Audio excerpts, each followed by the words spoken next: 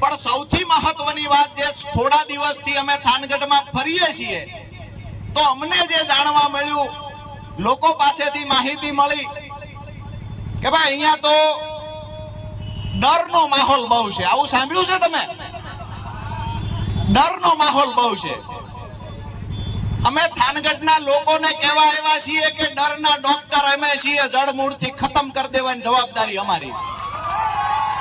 થાનગઢની અંદર ઉદ્યોગપતિઓને કહીએ છીએ કે લુખાગીરી નામથી બંધ કરી દેવાની જવાબદારી લેવા માટે આવ્યા છીએ. અહીંયા 30 વર્ષથી ભાજપના નેતાઓએ જે ભ્રષ્ટાચાર કર્યો છે એને ઉજાગર કરવા આવ્યા છીએ.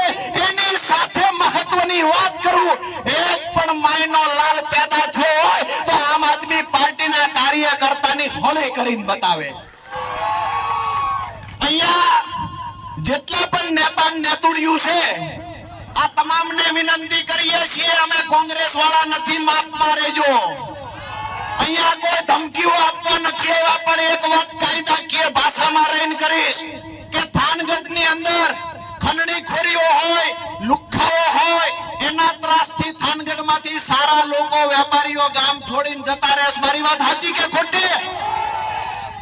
આ તમામ લોકોનું રક્ષણ પૂરું પાડવાની જવાબદારી આજે પીપળાવાળા ચોકમાંથી આમ આદમી પાર્ટી લઈ રહી છે. જે લોકો અહીંયા અમારી વાત સાંભળે છે, જે સોશિયલ મીડિયાના માધ્યમથી સાંભળે છે, એને પણ કહીએ છીએ, અને જે લોકો ભાજપના ડરથી આજે ઘરે બેઠા છે એને પણ કહીએ છીએ કે ખુલીને એક વખત બહાર નીકળો. આ રાજુ કરપડાની જવાબદારી છે તમારી સામે ઊંચી આંખ કોણ કરે છે જોવાની. વાત રહી અધિકારીઓની, તો અમે કાયદો ભણીને આવ્યા છીએ, અંગૂઠા સાફ નથી. અધિકારીઓને નમ્ર વિનંતી કરીએ છીએ કે ચૂંટણીની અંદર એક પણ આમ આદમી પાર્ટીનો ઉમેદવાર એની મીટિંગ, એના કાર્યક્રમોને ડિસ્ટર્બ કરવાની કોશિશ ન કરતા, નહીતર તમારી હાથ પેઢી યાદ રાખશે તમે કોની હોળી કરી હતી. બાકીની વાતો જે છે કે અહીંયા જે લોકો મોટી મોટી માઇનિંગની ખાણો ચલાવે છે, જે લોકોએ ભ્રષ્ટાચાર કરીને આ જ રોડ ઉપર આગળ બંગલા કર્યા છે, મારી વાત સાચી કે ખોટી? આ જ રોડ ઉપર આગળ જાવ એટલે બંગલાઓ દેખાય છે આપણને. તો આ તમામ ભ્રષ્ટાચારીઓને કહીએ છીએ તમારો કાળ બનીને આમ આદમી પાર્ટી થાનગઢમાં આવી છે.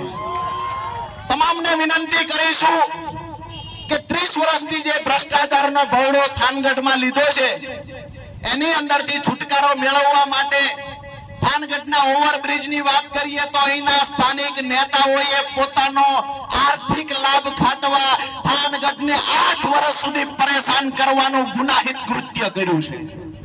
એ લોકોને જવાબ આપવાનો સમય બાકી ગયો છે કે ના? તો આપણા બધાની નૈતિક જવાબદારી છે કે જે લોકોએ આ ઓવરબ્રિજના નામે વેપારીઓને હેરાન કર્યા, તાલુકાના લોકોને હેરાન કર્યા, નાના નાના વેપારીઓ, નાના નાના લારી ગલ્લાવાળાને હેરાન કર્યા અને થાનગઢના 2 ટુકડા કર્યા છે ને, એ લોકોને જડબાતોડ જવાબ આવતી 16 તારીખે આપવાનો. બધા તૈયાર છો? બીજી મહત્વની વાત